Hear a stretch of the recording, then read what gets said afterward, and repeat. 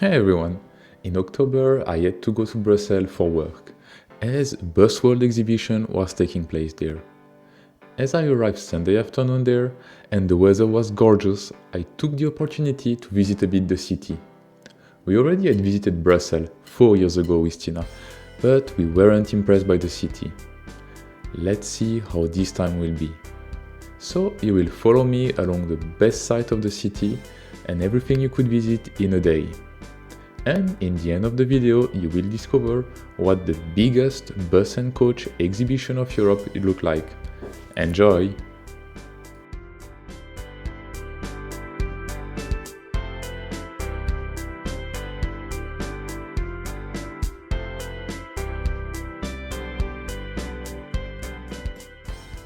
Let's start by getting to Brussels. For that, I took the train from Strasbourg. It takes almost as long in train as in car. However, trains are more comfortable and better for environment. To go to Brussels from Strasbourg, the easiest is to take the train to Paris East Station, which takes a bit less than 2 hours. Then to walk 10 minutes to Paris North train station, and then take another train for 1.5 hours to Brussels.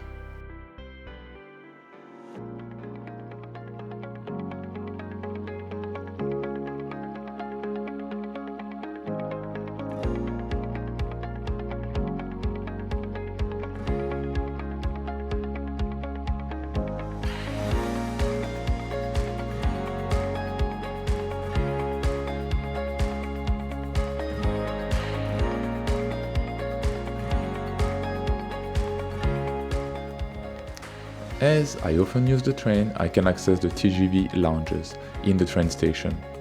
And I must say that the one in Paris is one of my favorites, as it's really gorgeous.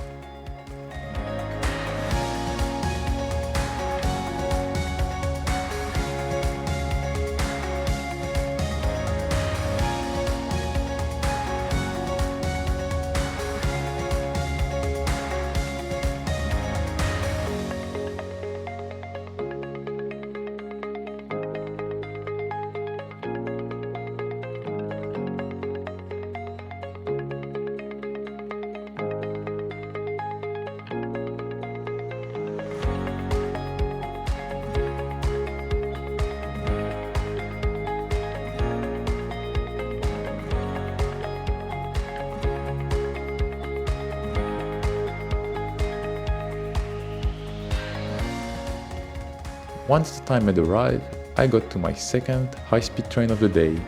That day, all was good and all was on time.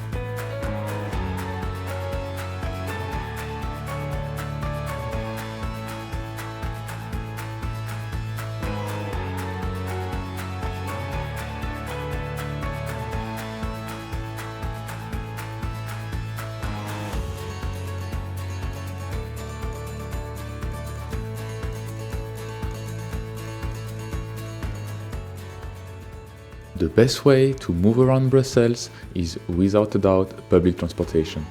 So, once in the train station, I went down to the metro, got myself the free public transport pass I got by going to the exhibition, and hopped on the next metro toward my hotel.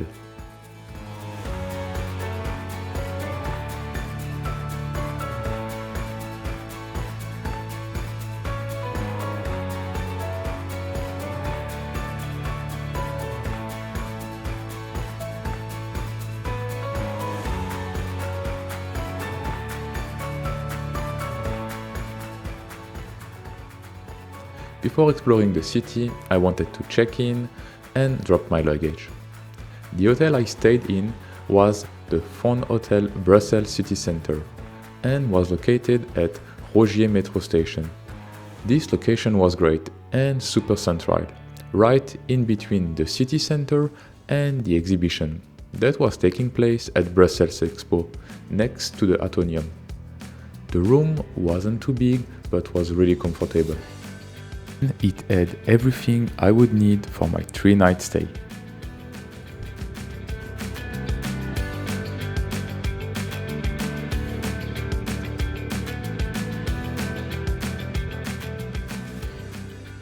It was then time to start exploring Brussels.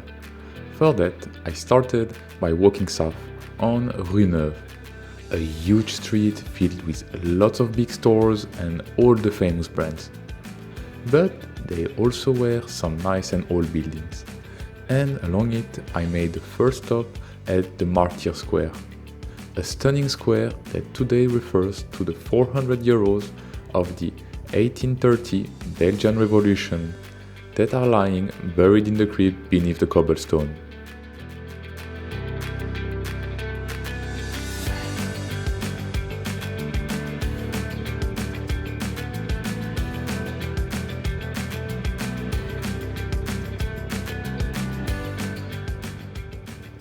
Keeping on south toward the main square was a really great walk, and slowly I arrived in the heart of the city.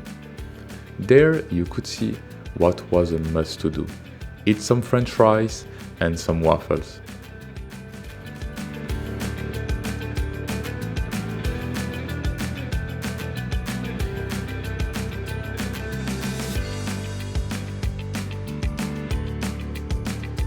Once near the Brussels Stock Exchange and the St. Nicholas Church, I took a left toward the Grand Place, the main square of Brussels.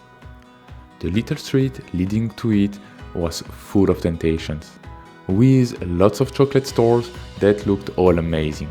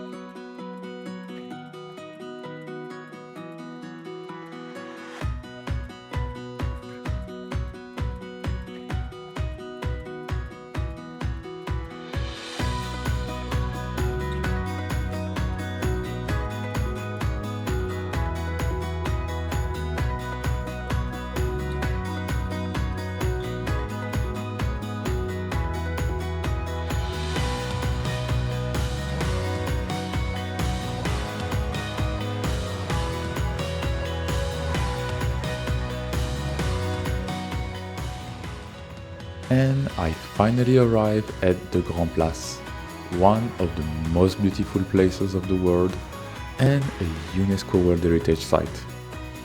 All over the world, it is known for its decorative and aesthetic wealth. The Grand Place is surrounded by the guild houses, the city hall and the Maison du Roi.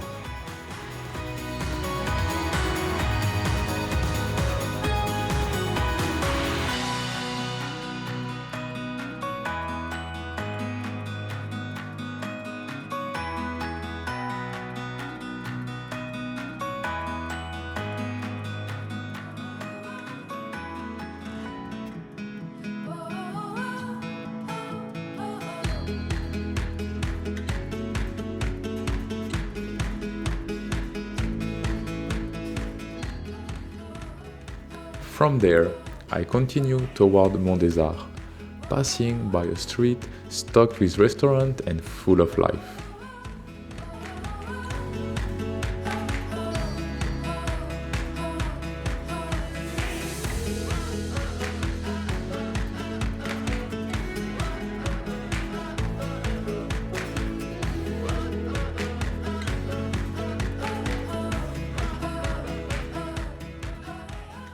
Along the way, I also discovered a little gallery that was super cozy and where I had to enter.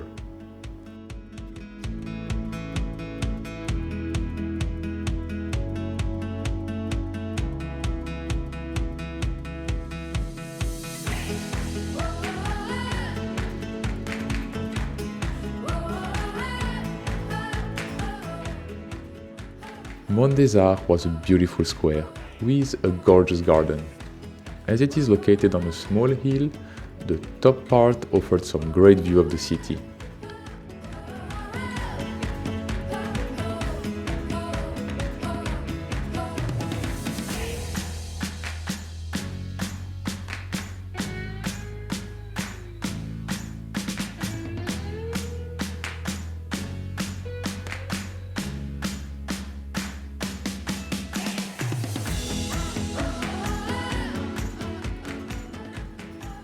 Right behind it were some more beautiful buildings, with the Musical Instruments Museum.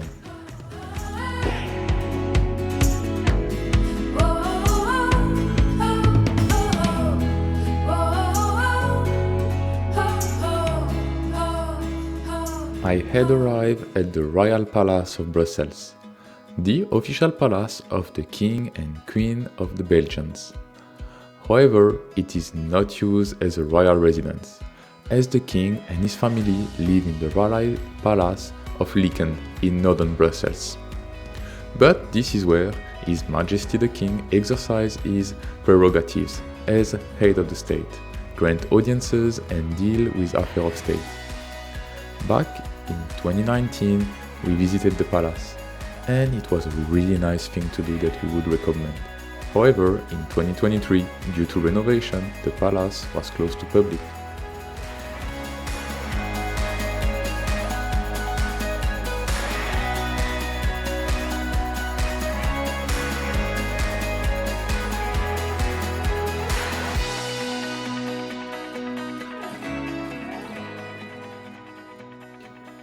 After walking around it, it was time to get back to Earth with the Parc de Bruxelles, the lushy Royal Park that stands on the site of a former hunting ground.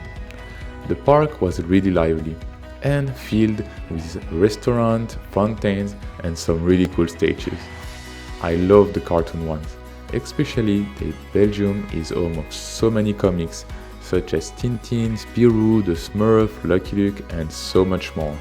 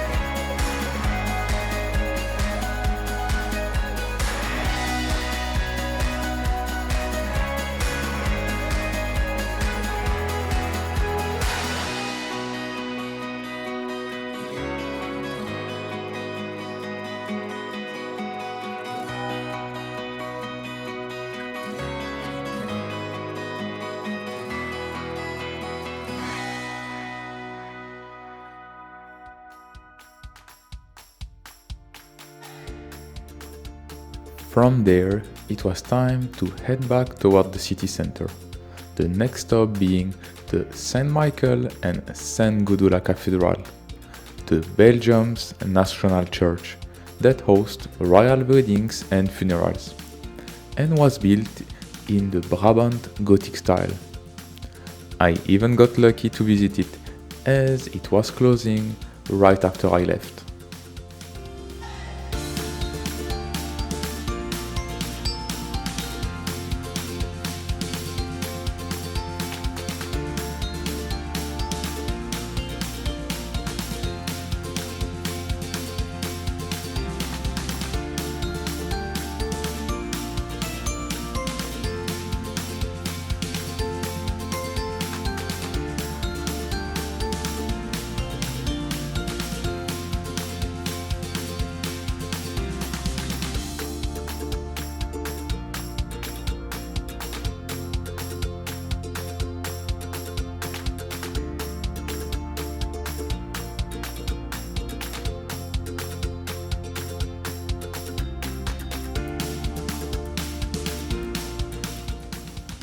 One of the final places I wanted to visit was the Saint-Hubert Royal Gallery, a beautiful ornate shopping center under an arched glass roof that offers high-end shops, eateries and theaters.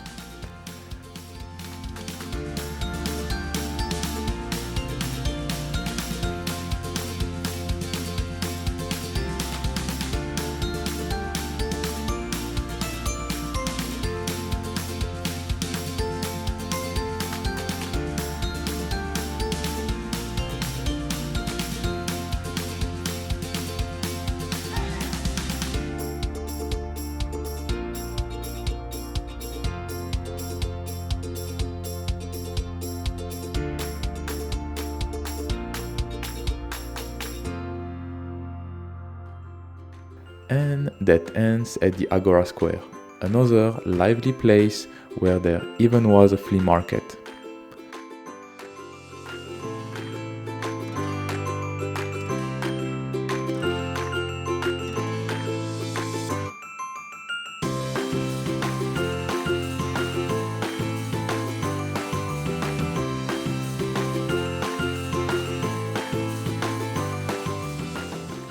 From there, it was slowly time to walk back toward the hotel and end the day.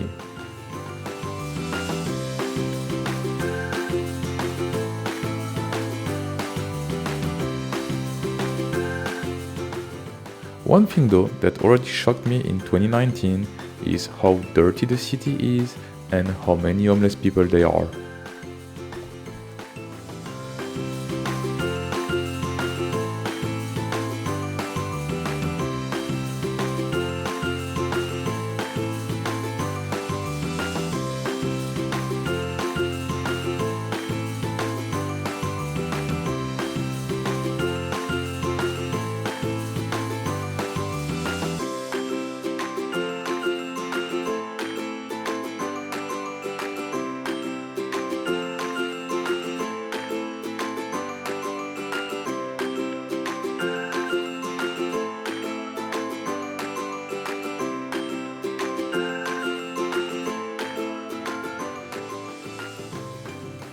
Tina made me sandwiches for the train travel.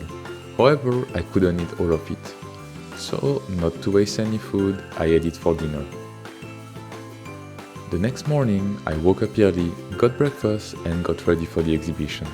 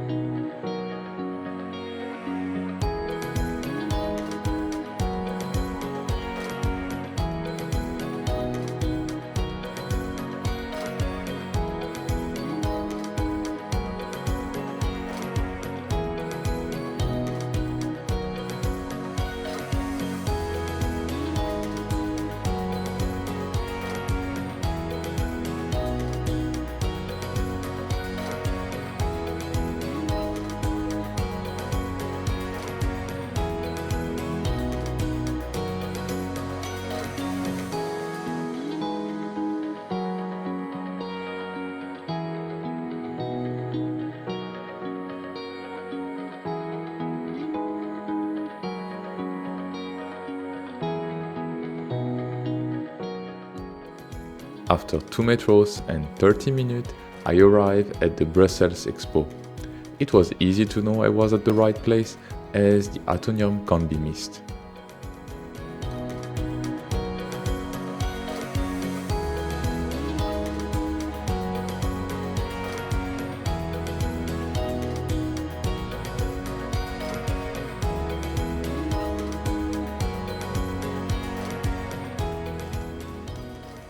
I then walked in the fair. I arrived before the public opening hours, so it was still quiet. But this is by far the biggest exhibition for city bus and coaches in Europe. There were over 40,000 visitors, representing 111 countries, 526 exhibitors, and 251 vehicles on display.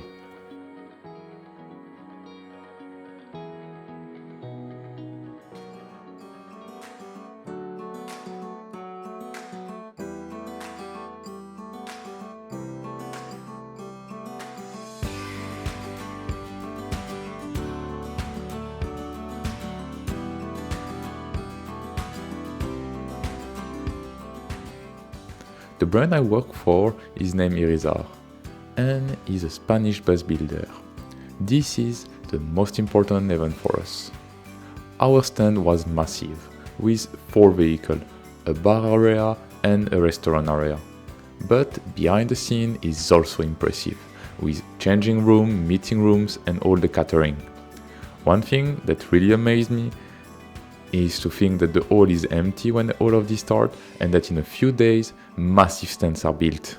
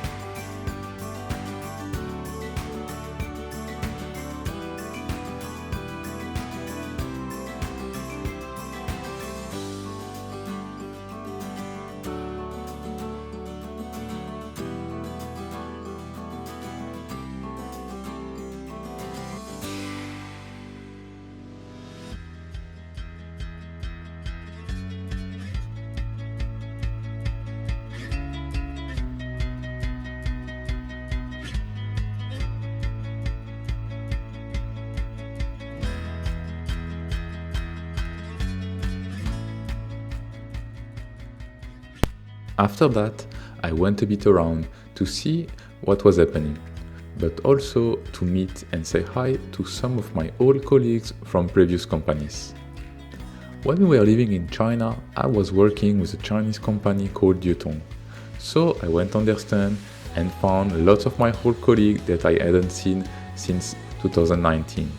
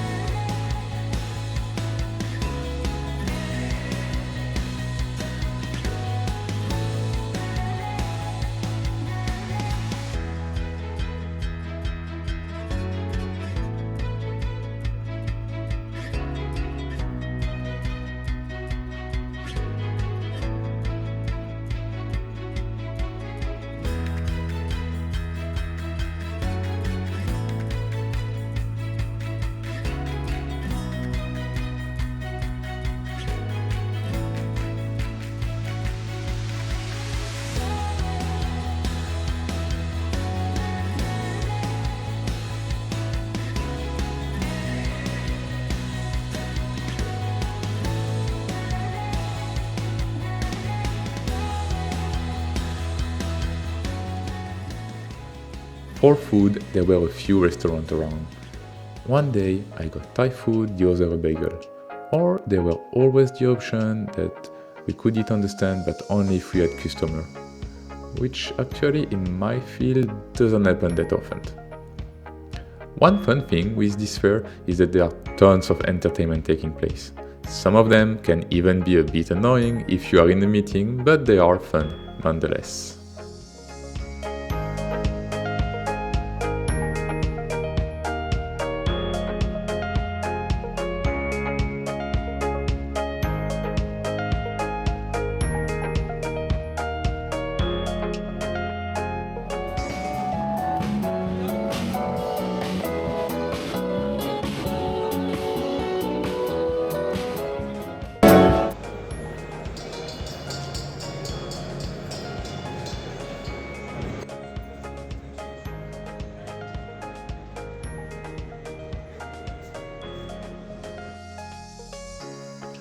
And at the end of the first day, I went back to the hotel, took a shower and actually had dinner with my mother and a few friends of hers.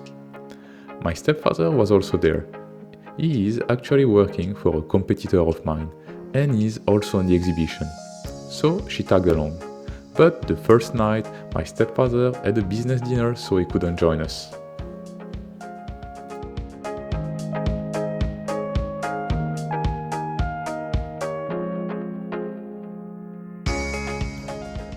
The The next day at the exhibition was actually the same as the first one. Breakfast, then metro, going in the exhibition earlier, going a bit around, the exhibition start, meeting with customer, other meeting with customer, meeting random people visiting the bus as well, or customer operator, even public people are coming actually that are not related at all with buses, and so and so. Metro back to the hotel, take a shower and got ready for dinner.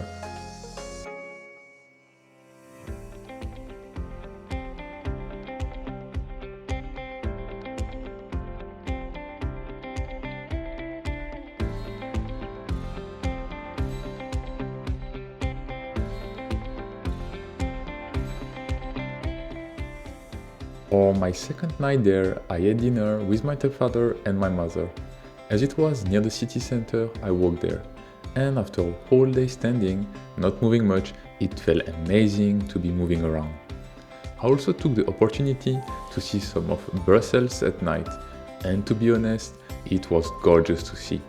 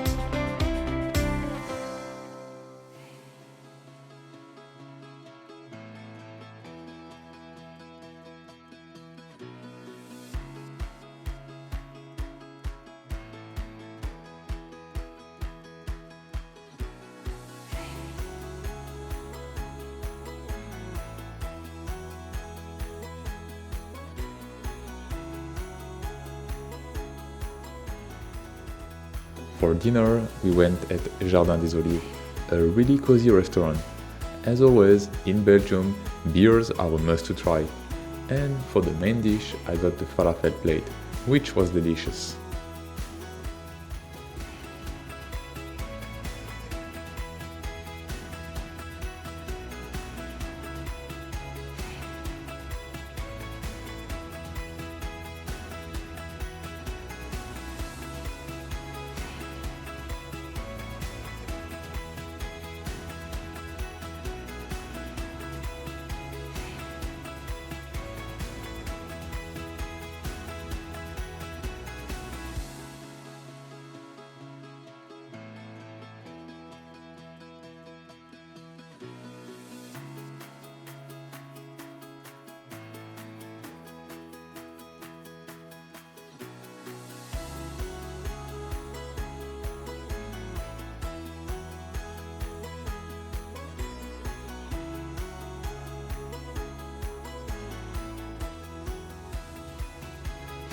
And my last day in Brussels was there.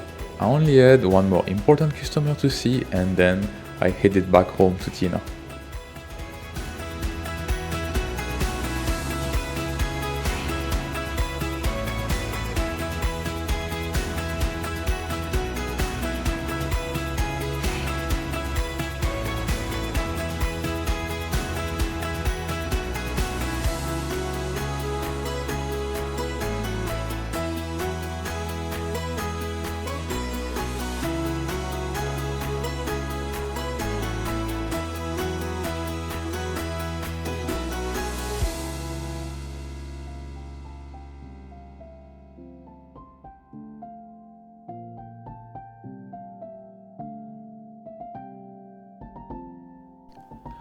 Thanks for watching. Support us by subscribing to our channel, leaving a comment or liking the video.